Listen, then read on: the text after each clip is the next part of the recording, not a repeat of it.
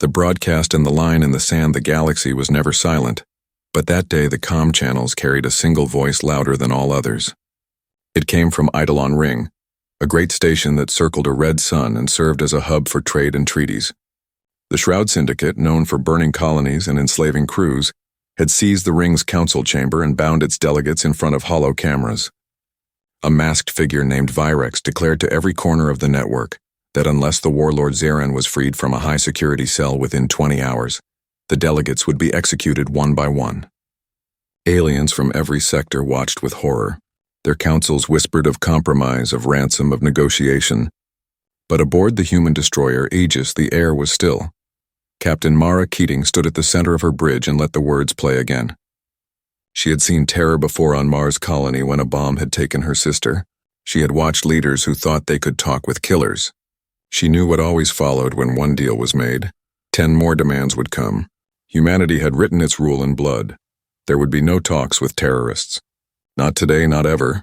Mara's crew, a mix of humans and allied species, waited for her to speak. The silence was heavy until she ordered the channel opened. Her voice carried clear and without tremor. She spoke not to Virex but to the galaxy. The Aegis would not bargain. Any who took innocent lives as leverage would be met with precision, not parley. The word spread fast. On colony boards and military channels, aliens called the humans reckless. Some called them cold. Others remembered the stories of Earth's death world roots and whispered that the Syndicate had poked a predator. Virex laughed at the broadcast and dragged one delegate forward to make a show of power.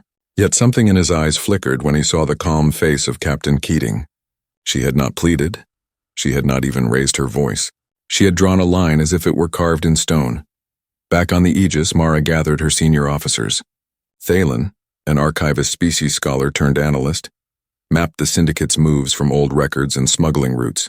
The Marines under Commander Ruiz prepared breaching gear but also readied medkits and blankets. Mara's first priority was not revenge but protection. She reminded them all that the hostages were their shield. They must live. But the Syndicate must not think for a moment that humans would bend. Reports came in from the outer ring. Civilians trapped in housing blocks had sent coded distress calls. Some alien council members begged Mara to consider a deal just to save lives. She shook her head. She had seen where that path led. She promised the innocents that the Aegis would move to shield them, not by yielding to Virex but by cutting off his claws. The station feed showed the hostages lined in rows. Among them, a child was seen clutching a delegate's robe. The sight struck like a blade across the crew's hearts. Ruiz muttered a curse and Thalen's long fingers trembled over his console. Mara only nodded once, her jaw set. It changed nothing in principle, but it sharpened every second of the clock. A child in the crossfire meant no room for mistakes. As the countdown ticked, the galaxy watched the standoff. Other captains whispered that the humans were daring fate. Yet history had already written humanity's stance. They had lost too much to terror and no longer believed in its bargains. The first move had been made not with guns but with a message, a warning cast across the stars. Humans would not negotiate. The bridge of the Aegis hummed with power as engines shifted to battle readiness. Mara stood at the heart of it all, eyes fixed on the tactical display that showed the ring like a wounded beast in orbit. 20 hours seemed like a lifetime, but in truth it was already burning down. The Syndicate thought they held the galaxy by the throat. They did not yet know that when humans set a line, it was not made to bend. It was made to break those who crossed it. The first chapter of the battle for Eidolon Ring had begun, not with fire, but with words sharper than blades, and the galaxy would never forget the echo of that human warning. Reading the enemy, shielding the innocent. The hours that followed were filled with tense preparation. Captain Mara Keating knew that victory would not come from reckless charges or empty threats. The Syndicate was brutal but not without patterns, and those patterns could be read like a book if one knew how to study them. Thalen, her archivist analyst, sat with layers of data stretched across the glowing holotable. His species was known for memory and records, their minds built to see the repeating cycles of history. He whispered to himself as his many fingers tapped through years of smuggling runs, intercepted messages, and pirate raids. He found that the Syndicate always used shadows of routine, a fuel line kept just far enough from their strongholds, a comm relay disguised as a civilian channel, a courier skiff that ran on time regardless of risk. These were the veins that fed the monster, and Mara listened closely because to fight a beast you had to cut its lifeblood. Meanwhile, Commander Ruiz drilled his Marines in silent movements. They rehearsed entering narrow shafts and hidden corridors, carrying stun rifles but also medkits. They knew that the hostages were not shields to hide behind but lives to protect. Every move had to balance strength with restraint. Ruiz reminded his people that a single stray shot could mean a dead civilian. Their faces were grim but determined, and they strapped on armor with the focus of soldiers who knew they might never return. The civilian situation on Eidolon Ring was worse than first feared. Not only were the council delegates bound in the chamber, but thousands of workers and families were trapped in the lower levels. Some aliens had already sent out hidden signals describing food shortages and blocked water lines. Mara called a medical team to the shuttle bay and ordered them to prepare relief supplies even though battle had not yet begun. She told her officers that if they could open a corridor for the civilians, then blankets and clean water would matter just as much as rifles. Many outsiders expected the humans to be ruthless killers, but when they saw the medics load stims and field rations first, some of the alien officers began to rethink what humanity truly was. Virex, watching from his command post, believed he was tightening the leash around the galaxy. He sent another broadcast demanding to speak with representatives of the Trade Council. None replied. The only response he received was silence, and silence from humans was never empty. It was a warning. To provoke fear, he dragged a hostage to the camera, but Thalen caught a faint irregularity in the transmission. He leaned close to Mara and explained that the supposed execution was staged, the blood a loop from an older raid. Mara ordered Thalen to leak the proof across the networks. Within minutes, markets and smugglers realized the syndicate had tried to bluff. Doubt began to spread among their own supporters. The discovery of the child among the captives pressed hard on everyone's mind. The image of small hands clinging to a robe carried weight in every corner of the Aegis. Ruiz doubled the protective drills, reminding his Marines that speed would be everything. Thalen searched for every structural path that could lead a rescue team straight to the chamber, without crossing heavy guard lines. The child became a symbol not only for the crew, but for many who watched across the galaxy. If the humans succeeded, then the galaxy would see that protection was stronger than terror. If they failed, the syndicate would bathe in the fear it craved. Mara called her crew together and reminded them of their creed. Terrorists thrived on control. Every time one yielded to their threats, the shadow spread. But every time one refused, every time the line was held, the shadow shrank. Her words carried the memory of Mars' colony and the scars that had shaped her. She told them that humans did not stand alone now. The eyes of the galaxy were on them, and so were the hopes of those bound on Eidolon Ring. Preparations stretched late into the night cycle. The Aegis adjusted its orbit until the ring filled every viewport like a looming wheel of steel. From within came the faint flicker of lights where civilians huddled in dark corridors, waiting for someone to move. The crew felt the weight of the ticking clock, but there was no panic. There was only resolve. They would not yield. They would not falter. And when the time came, they would strike not just with weapons, but with shields raised to cover the innocent. As the countdown slipped toward its midpoint, Mara looked once more at the station, her reflection cast against the stars. The syndicate thought they held every card, but she knew better. She had read their patterns, she had read their lies, and now she was ready to turn the tide. The galaxy would soon see that when humans promised to protect, no terror could stand in the way.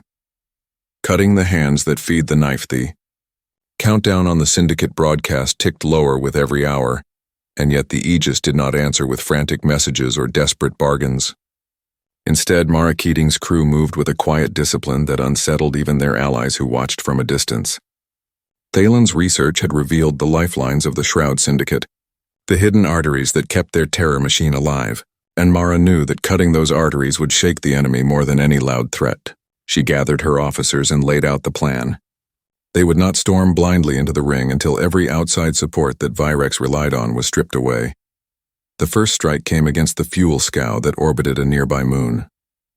It was an old civilian tanker that the syndicate had claimed and disguised, but Thalen's data showed its route was too consistent to be coincidence.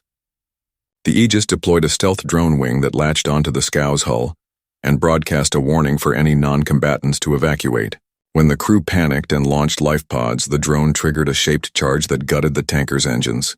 In minutes, the fuel that should have fed the Syndicate's ships was venting into space, glowing like a pale mist. Mara broadcast the footage to the open channels, not boasting but letting every smuggler and fence see that the Syndicate could no longer promise safe fuel lines. Next was the courier skiff. This small vessel had run between the ring and an asteroid base for months, carrying coded messages and smuggled goods. The Aegis intercepted it with a precise tractor beam snare. Ruiz led a boarding team that found crates of encrypted comm nodes hidden under false panels.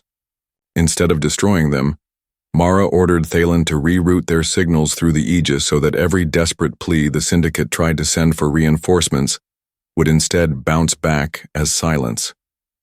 For the first time, Virex could not call to his shadow network, and in his command post he slammed his fist against a console when his messages vanished into static. The Syndicate responded with fury. A new broadcast appeared on the galactic net, showing what looked like the execution of one of the delegates. Screams and blaster fire filled the frame as the masked figure declared that blood had been spilled.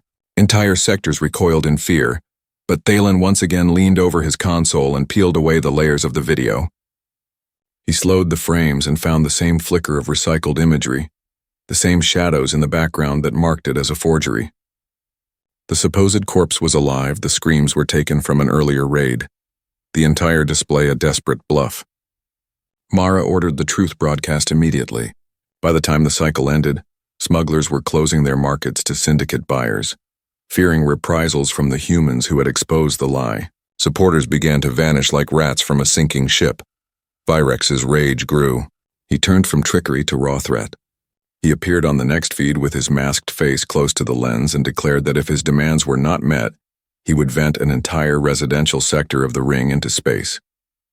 He described in detail how the outer walls were rigged with charges and how thousands of innocents would die screaming in vacuum. The galaxy trembled at the promise, but on the bridge of the Aegis the crew did not flinch. Mara stood with her hands behind her back and said nothing, for she knew that any word would only feed his ego. Instead, she focused on the tactical map and asked Thalen to mark the likely pressure points he would use.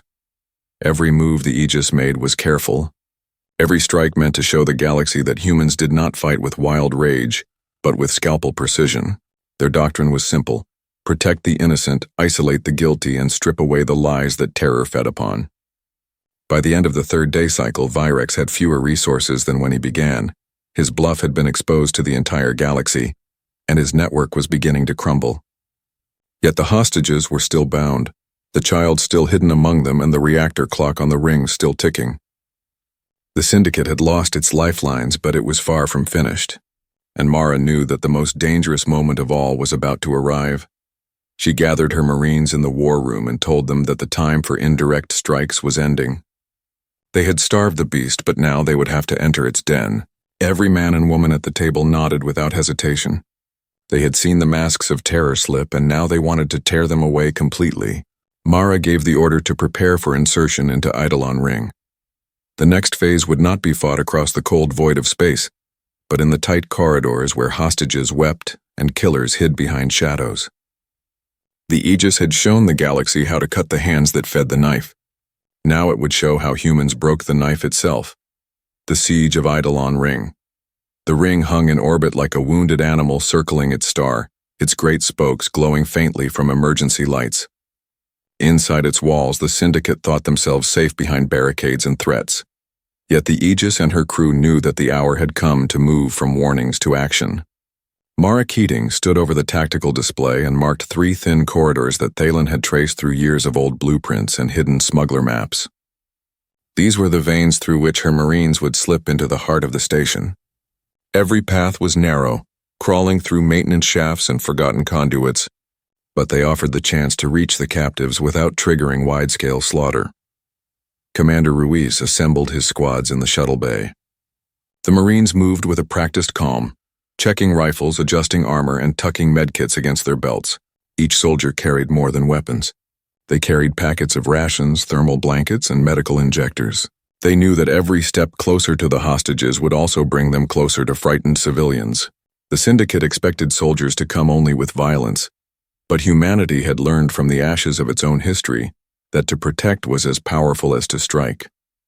Ruiz reminded them that the hostages were the shield they fought behind, not the excuse to hold fire. Mara issued a single ultimatum to Virex before the operation began.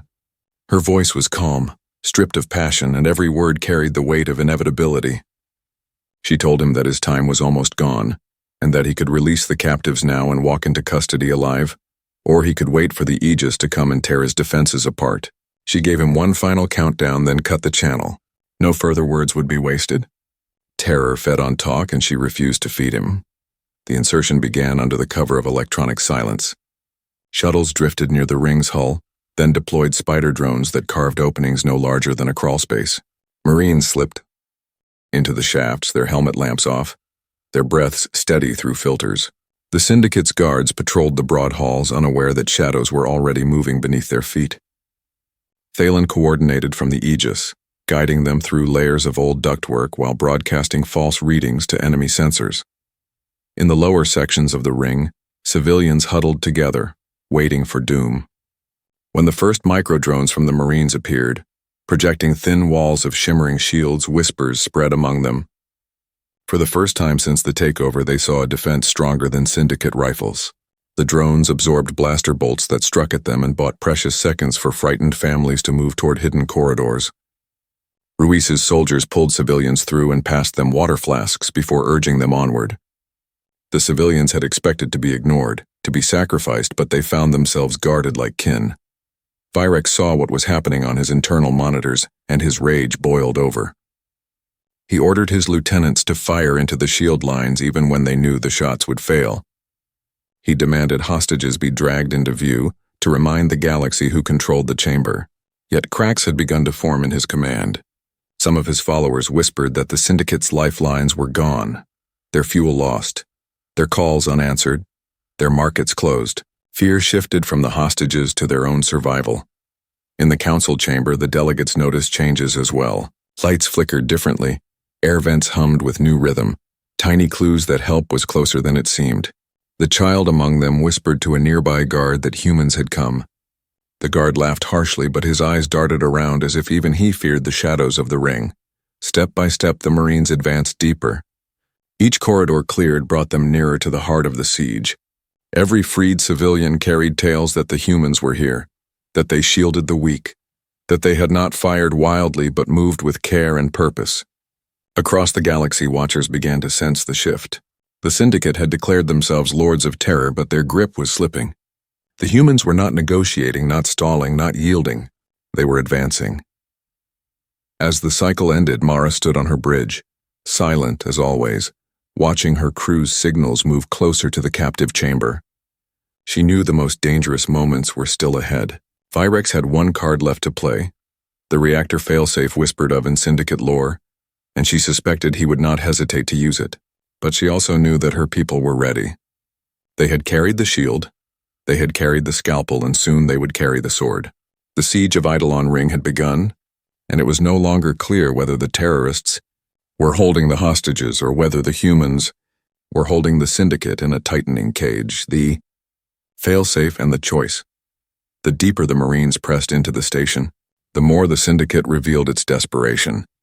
The corridors grew thick with barricades of scavenged metal, and the air tasted of burned circuits. Thalen traced their movements from the Aegis with a cold precision, but even he knew something darker was waiting. His suspicions were confirmed when new data spilled across the monitors. Virex had triggered a failsafe tied to the station's reactor. If the countdown reached 0, the heart of the ring would collapse into cascade, tearing apart every sector and hurling debris across the trade lanes. It was no bluff this time. The readings were real and the risk was beyond measure. Mara listened without visible reaction, though her stomach clenched. She understood now that the Syndicate would sacrifice the ring itself, rather than surrender. That knowledge shifted everything. She divided her forces into 3 teams. Ruiz would lead the strike toward the chamber to free the hostages. A second team of engineers and Marines would fight their way to the failsafe core to sever the cascade. A third would push toward the command spine where Virex held his throne. Mara herself would join the last group, knowing that the Syndicate leader had to be confronted directly. The plan was dangerous, but hesitation meant the deaths of thousands. The hostages inside the chamber heard faint whispers of the plan carried on a smuggled earpiece that had escaped Syndicate searches. It was the child who held it in shaking hands and relayed the sounds of marine voices moving closer. Through broken words, the child passed vital information about guard routines and hidden tripwires. That steady voice gave Ruiz's team a map the Syndicate never expected to be revealed. Every step forward was taken with the knowledge that a child's courage guided them. The failsafe team advanced through engineering sectors where Syndicate gunners waited in ambush. Fighting was brutal and close, the air filled with scorched ozone. A human medic named Dalen threw himself in front of a burst meant for a group of civilians who had been rounded up as shields. The impact cut him down, but the civilians lived. His sacrifice spread like wildfire through the comms and hardened the Marines' resolve. Some clenched their jaws in rage, but Ruiz's voice on the channel kept them steady. Rage was fuel, but discipline was victory. They carried Dalen's body with them even as they pressed forward. In the failsafe chamber itself, the engineers found layers of explosives wired to the reactor conduits. Every device was linked to the cascade timer. Working with shaking hands, they began to disarm while Marines formed a ring of steel around them. Shots sparked against their armor, but they held firm. Each second stolen from the countdown was bought with sweat and blood. Meanwhile, Mara's team closed in on the command spine. Virex ranted across the channels, boasting that he had the power to annihilate not only the hostages, but every ship in orbit. His mask gleamed under harsh lights as he promised to write his name in galactic fear. Mara listened but gave no reply. Words were his weapon, and she refused to wield them. She focused only on the steps ahead, each one carrying her closer to the moment where his mask would fall. On the feeds across the galaxy, the story unfolded in real time. Viewers saw civilians pouring out under Marine escort, saw the Aegis cutting false transmissions, saw the Syndicate's threats laid bare against human resolve. Many had doubted that anyone would refuse to negotiate when so much was at stake. Yet here was proof that humanity's doctrine was not reckless pride but deliberate defiance. Protect the innocent, isolate the guilty, never bend to terror. The clock continued to fall toward zero, and the weight of choice pressed on everyone. For Mara, it was simple. There was no choice to make. The failsafe would be stopped, the hostages freed, and Virex captured. Anything less was surrender, and humans did not surrender to fear. The Marines tightened their grips on rifles. Engineers kept cutting wires, and Ruiz pushed his people closer to the chamber. They all carried the memory of Dalen and the calm voice of the child. In that unity lay the strength to face what was coming. The final stages of the siege were at hand. The Syndicate had revealed its deadliest card, but by doing so, it had also revealed desperation. Mara knew the battle was moving toward its heart, and she would be there when the final confrontation tore away the last shadow of Virex's power. The ring trembled as alarms blared, yet beneath that sound another pulse grew stronger, the steady heartbeat of human determination refusing to bow before terror. Close quarters with Virex, the command spine of Eidolon Ring was a narrow tower of steel and glass rising from the central hub, and it shook with the tremors of battle. Every hallway echoed with the clash of boots and the crack of rifles as Mara Keating led her squad into the final approach. Virex had withdrawn to this place believing it impenetrable, his guards clustered in heavy armor with weapons drawn, but Mara had faced worse odds before. Her people moved in silence, each step measured, their helmets darkened to hide the glow of their visors. Behind them, the sound of the failsafe countdown pulsed like a second heartbeat, a reminder that time was not their ally. Virex filled the station's broadcast feed with his voice, declaring that even if his body fell, the cascade would carry his vengeance into every trade lane for decades. He promised that entire sectors would mourn the price of refusing to bend. Yet on the bridge of the Aegis, Thalen bent over his console and quietly smiled. The loop he had woven into the feeds meant that Virex's threats now fell into a false echo chamber. The galaxy still heard him, but they also saw human medics lifting civilians. They saw Marines shielding children. They saw proof that his terror was faltering. Every second his rage carried was another second his myth collapsed. As Mara's squad entered the command halls, the Syndicate guards opened fire. The corridor lit with sparks as rounds slammed into walls and floor. Ruiz's voice roared through comms, ordering his Marines to press forward in disciplined bursts. They advanced behind shield projectors, answering each volley with precise shots. The clash was savage at such close quarters, muzzle flashes blinding in the darkness, but training carried them through. 2 guards fell, then 3. Their heavy armor no match for the relentless precision of soldiers who refused to give an inch.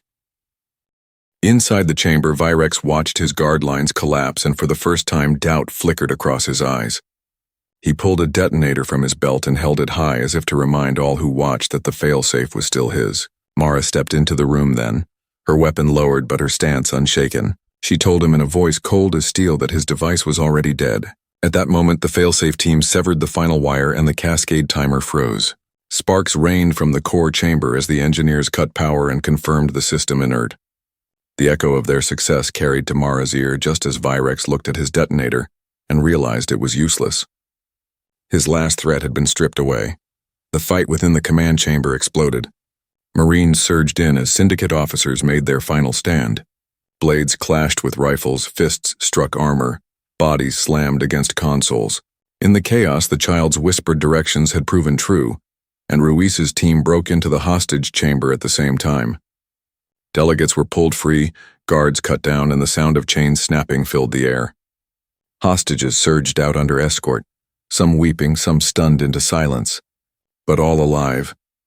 Virex tried to rally with curses and swung a blade at Mara. She sidestepped, disarmed him with brutal efficiency, and drove him to his knees. The mask he wore clattered across the deck, exposing a face lined with scars and twisted with fury. She ordered her Marines not to kill him but to bind him. Alive, he would stand trial before the galaxy, proof that terror could be unmasked and caged. Dead, he would only become another story whispered in shadows. When the last guard fell and the chamber grew quiet, Mara lifted her head and spoke over comms. The hostages were free, the failsafe disarmed, the leader captured. She spoke without triumph, only certainty. The message was simple, and it carried across every channel that still functioned. Terror had failed. Humanity had stood its ground and proven that no amount of threat or cruelty could bend them. The Marines gathered around their captain, bloodied and weary yet standing tall. They knew the cost had been heavy, and Dalen's absence burned in every heart, but they also knew the sacrifice had not been in vain. Outside, the station lights flickered back to life one sector at a time, as if the ring itself was breathing again after a long, suffocating silence. Civilians stepped from shelters into the open, guided by drones and escorted by medics, while across the stars the feed of Virex bound in chains spread like wildfire. The siege was not just a military victory. It was the shattering of an illusion that had held too many in fear. The Syndicate's reign of terror was broken, and in its place stood a new truth carried in the steady voice of Captain Mara Keating and the unyielding discipline of her crew. The galaxy had watched humans move through fire without compromise, and that lesson would not be forgotten. The final battle was over, but the aftermath had only begun. For Mara, it was never enough to win the fight. The real work was making sure the world that followed learned why the fight had been necessary. With Virex in chains and the hostages safe, she prepared to deliver the warning that would echo long after the smoke cleared. A warning that would define humanity's place among the stars. The warning heard. Across the galaxy, the fires inside Eidolon Ring dimmed as repair crews and medics spread through the corridors. Broken panels hissed with steam.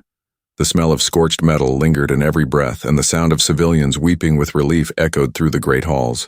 For the first time since the takeover, the lights returned sector by sector, glowing like dawn after a long night. The Syndicate's fighters lay bound or scattered, their weapons seized, their leader Virex chained and silent. What had begun as a threat to break the will of the galaxy had ended with a broadcast that no one could ignore. Mara Keating walked through the council chamber where the delegates were gathered. Some were still trembling, some clutching their families, but all alive. The child who had carried the smuggled earpiece looked up at her with wide eyes, and Mara crouched long enough to place a hand on the child's shoulder. She said nothing, for words would never be enough, but her eyes carried the promise that the child's courage had changed the fate of thousands. Around them, Marines stood like guardians while medics tended to the wounded. Even the alien delegates who had once whispered that humans were reckless now stared with a kind of awed silence. They had seen what refusal looked like when carried to its end, and they could not deny its power. Across the galaxy, the feeds were replayed again and again. One screen showed Marines lifting civilians behind shimmering shields while Syndicate fire bounced away. Another showed engineers disarming the failsafe with sweat dripping from their brows. Another showed Virex struggling in chains, his mask torn away. And always there was Mara's voice repeating the human doctrine with unwavering calm. Protect the innocent, isolate the guilty, never bend to terror. In trade ports and war councils, alien leaders debated what it meant, but among the ordinary people the meaning was clear. If humans could stand against terror without yielding, then others could too. The council delegates asked Mara to speak before the cameras, not as a plea but as a request for guidance. She stepped forward, her uniform scorched from battle, and stood behind the great table. Her address was short, stripped of flourish. She told the galaxy that humans had learned through bitter history that negotiation with terror only fed the fire. She told them that every world had the right to live without fear, that every hostage deserved protection, that every child deserved to grow without hearing promises of slaughter. She said humanity would not dictate how others should live, but it would show how they themselves would stand. She ended with one final warning, clear and sharp. Those who chose terror as their path would find no friend in humanity, only a relentless shield between them and the innocent. The words spread like wildfire. Councils rewrote their defense codes. Merchant guilds that once paid ransom quietly withdrew support for syndicate cells. On remote colonies where terror groups had planted roots, whispers began that the tide was turning. And within the syndicate's own ranks, the myth of invincibility shattered. Markets closed, smugglers fled, and for the first time in decades their networks cracked. The civilians of the ring carved a plaque from the scorched hull plating and set it in the central plaza. It bore the names of those who had fallen, including Dalen the medic who had given his life to shield strangers. Aliens from dozens of species gathered before it, leaving flowers, candles, and offerings. They bowed their heads not only for the dead, but for the lesson carved into that plaque, that courage and sacrifice could break the grip of fear. Mara stood with her crew as the ceremony ended. She said little, letting the galaxy draw its own conclusions, but she knew that this battle had marked the beginning of something greater. Humanity had shown its hand, and the galaxy had seen it clearly. They would not negotiate with those who thrived on terror. They would not trade lives for false peace. They would hold the line no matter the cost. As the Aegis prepared to depart, its hull scarred but proud, Mara looked back at the ring through the viewport. The lights burned brighter now. No longer the glow of fire, but the steady shine of life restored. She whispered to herself that the warning had been given and the galaxy had listened. The syndicate would try again. Perhaps others would rise in their place, but the doctrine had been set. Humanity had spoken in action and in sacrifice, and that message would carry across the stars long after the echoes of battle faded. The galaxy would remember Eidolon Ring not as the place where terror triumphed, but as the place where terror failed, where humans stood unyielding and told all who would listen that there are lines which cannot be crossed. It was a warning heard by every world and every species, a warning that promised terror would always find humanity waiting, not with bargains but with resolve, not with surrender but with shields raised and voices unbroken. And from that day forward, the stars themselves seemed to burn a little brighter, with the promise that fear could be defied. The legacy of the warning. The victory at Eidolon Ring did not fade into silence as so many battles had before. Instead, it spread across the trade lanes and deep into the far colonies where whispers of terror had once ruled Mara Keating and her crew returned to the Aegis not with celebration, but with quiet pride, for they understood that what they had done was more than a rescue. It was a lesson carved into the fabric of the galaxy. Vyrek sat locked behind containment walls, his fury muted, his threat stripped of meaning, and though some argued for his death, Mara had insisted he live to face judgment before all worlds, so that no one could twist his end into martyrdom. The survivors began rebuilding the station, working side by side, with human engineers who stayed behind to ensure the work was done swiftly. Delegates who once doubted humanity now walked its halls freely, repeating the doctrine they had witnessed. Protect the innocent. Isolate the guilty. Never bend to terror. The simple creed echoed through councils and markets and even among families who taught it to their children as a shield against fear. No council vote or treaty could have carried the same weight as the sight of Marines sheltering a child under fire or medics rushing into burning corridors without hesitation. In time, stories grew. The child who had whispered directions into the earpiece became a symbol of courage across 100 worlds. Dalen the medic was honored in songs sung by alien choirs who had never before remembered a human name as kin, and Mara Keating, though she refused titles beyond captain, was spoken of in the same breath as the great defenders of ancient eras. Her silence in the face of Virex's threats became legend, a reminder that some lines are drawn not in words but in the refusal to surrender. The syndicate fractured as the weight of failure crushed its roots. Markets dried up. Smugglers abandoned them, and their name no longer carried power. Entire cells were captured without a fight because even their own feared to follow leaders who had been unmasked. The myth of terror as an unstoppable tide was broken by the steady truth of human resolve. The galaxy began to believe that terror was not eternal, but fragile when confronted by courage. Years later, when travelers docked at Eidolon Ring, they saw the plaque of scorched steel still standing in the plaza. It bore no speeches, only names, and above them the creed humanity does not negotiate with: terror. Many touched the plaque before passing on as a vow that the lesson would endure. And in distant corners where darkness still tried to rise, the shadow of that creed kept spreading. For humanity, the warning had never been about pride or conquest.